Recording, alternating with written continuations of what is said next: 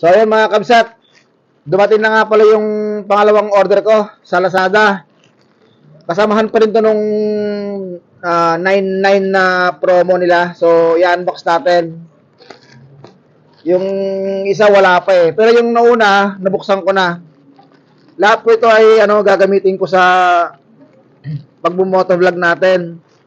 Alam nyo naman, matagal ko ng pangarap ang mag-motovlog pero hindi na tutuloy gawa ng kulang-kulang yung gamit natin. So, ito, unti-unti nating na kukumpleto. So, ito mga kabsat, oh. May warranty certificate pa, oh. Nababasa nyo po ba? Baliktad eh. Boya LM20.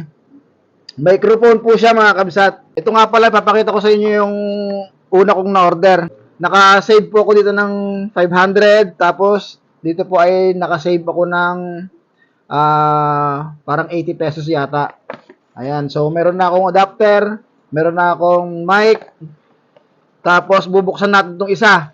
Ayan, halos magkasunod lang silang dumating. Ito po yung case ng GoPro para may set up na natin. Ayan.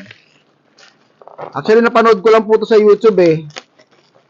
Kung ano yung mga dapat kailangan para sa pagbumotovlog. Kasi yun po talaga yung pangarap ko dati pa.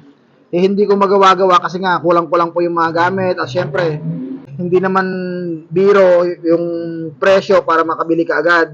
So, same lang, mayroon din po siyang certificate ng warranty. So, ito mga kabsat, yung G94, yung Ulanzi. Yan. So, nakasale din po to. Grinab ko talaga yung opportunity na ngayong sale sila mamili kasi sayang din kasi yung sayang din yung madi-discount natin, di ba? Pangdagdag din sa pangulam. So, eto mga kabsat.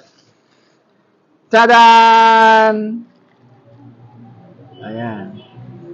So, kumpleto na ako mga kabsat. Meron na akong adapter, meron na akong mic, saka yung camera holder or yung case.